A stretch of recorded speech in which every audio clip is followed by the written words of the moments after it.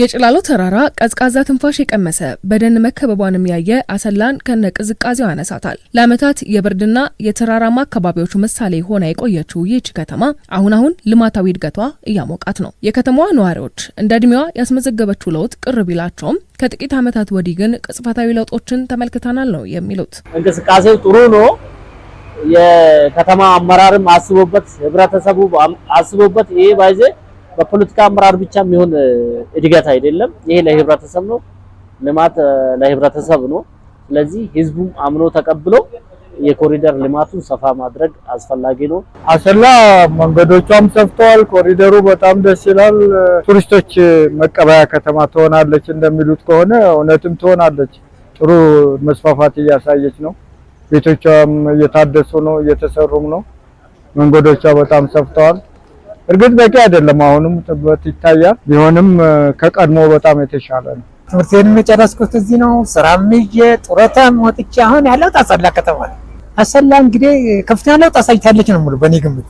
የህዝቧ ብዛት፣ የከተማው እድገት፣ ድሮ የሌሉ መንገዶች በአሁኑ ጊዜ እየተስፋፉ መሄዳቸው ከእድገት አንዱ ነው እላለሁ። ከተማዋን ከሌሎች አቻ ከተሞች ተወዳዳሪ የማድረግ ተግባር ቀጥሏል። ለፈጣን እድገቷ ማነቆ ሆነው የቆዩት የውስጥ ለውስጥ መንገዶች አለመኖር ታሳቢ በማድረግ በሰፊ ፕሮጀክቶች ዛሬ የመቅረፍ መንገድ ተጀምሯል። ይህ አስፋልት እንግዲህ ብዙ ነገር የሚያጠቃልል ነው።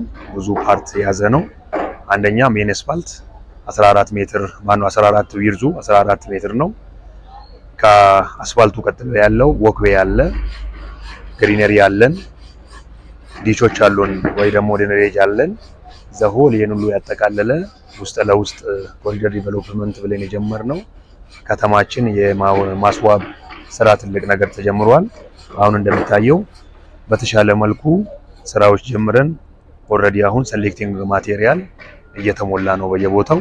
ከዚህ በኋላ እንግዲህ እንደምታዩት የመጨረሻው ሌየር የኮንክሪት ስራና የአስፋልቱ ስራ ነው የሚቀርም ብለን ነው የምናስበው። እንደ ኮንስትራክሽን ቢሮ እዚህ ላይ እንግዲህ እኛ ሬጉላቶሪ ቦዲ ነን። አስፋልቱ በምን ጥራት እየተካሄደ ነው፣ እዚህ ላይ ኮንትራክተሩ ምን አይነት ማቴሪያል ነው እየተጠቀመ ያለው፣ ማቴሪያሎቹ ላይ እዚህ ይገባሉ ወይ፣ ጥራታቸው የጠበቁ ማቴሪያል ነው እየተጠቀመ የሚለውን ነገር በየቦታው በየጊዜው ሬጉሌት እናደርጋለን። ከመንገዶቹ መሰራት ጎን ለጎን ለነዋሪዎቿ ምቹ ውብና ጽዱ ለማድረግ መታቀዱ መንግስት እንደ ሀገር የጀመረውን ኢኒሼቲቭ ከተማው ስለማስቀጠሉ ማረጋገጫ ሆኗል። ወጥና ያልደበዘዙ ምስሎች እንዲሁ ተመሳሳይ ደረጃቸውን የጠበቁ ግንባታዎች እንዲኖሩም የነዋሪውን ስነ ልቦና የመገንባት ስራ ቀድሞ ተከውኗል። ከምንም በላይ ደግሞ ትልቁ ችግር የሆነብን አስፋልቱ ስናስቀምጥ በስታንዳርዱ ደረጃ የተቀመጠ አስፋልት ስላልሆነ አትሊስት ስታንዳርድ ማግኘት አለብን፣ ራይት ዌይ መከበር አለበት ብለን ዘሆል ህዝቡን አወያየን። ራይት ዌይ እንዲከበር በተቀመጠው ስታንዳርድ የኮንስትራክሽን ህግ የሚያስቀምጠውን ስታንዳርድ ተመልሶ ቤቶች እንዲነሱ፣ የተነሱ ቤቶች ደግሞ የተለያዩ ቤቶች ቦታ ሰጥተን መልሰን አምልተን ቦታ የተሰጣቸው ቦታዎች ላይ ደግሞ አቅመ ደካማዎች የሆኑትን ሰርተን አስገብተናል። ይሄ ሁሉ ስታንዳርዱን በጠበቀ መልኩ ነው አስፋልታችን ስንሰራ የነበረው።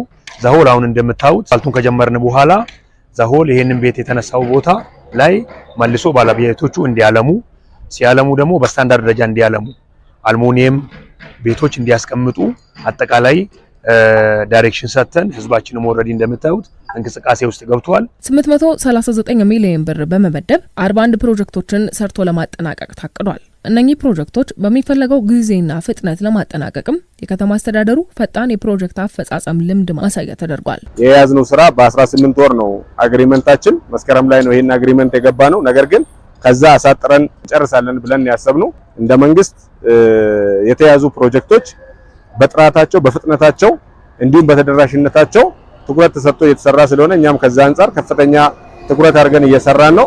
ከተባለው አግሪመንት በአጭር ጊዜ ነው የምንጨርሰው። ልምድ አለን። ምክንያቱም ይሄን ፕሮጀክት እዚህ አሁን የምናየው ህንጻ በ10 ወር ውስጥ ያለቀ ፕሮጀክት ነው። ብዙ ፕሮጀክቶች ብንወስድ በአጭር ጊዜ ነው የሚያልቁት። በአጭር ጊዜ ስንጨርስ ግን ኳሊቲን ኮምፕሮማይዝ አናረግም። የከተማዋ ነዋሪዎች ለእድገቷ ማነቆ ብለው ካነሷቸው ነጥቦች ተጨማሪ በር አለመኖሩ ነው። ይህንንም መሰረት በማድረግ ከከተማዋ 23 ኪሎ ሜትር የሚርቀውን ባቱ ደንበል ሐይቅን የማስተሳሰር ንድፍም ተይዟል። እየተሰሩ ካሉ ስራዎች አንደኛ የአርድ ወንዝ አለ።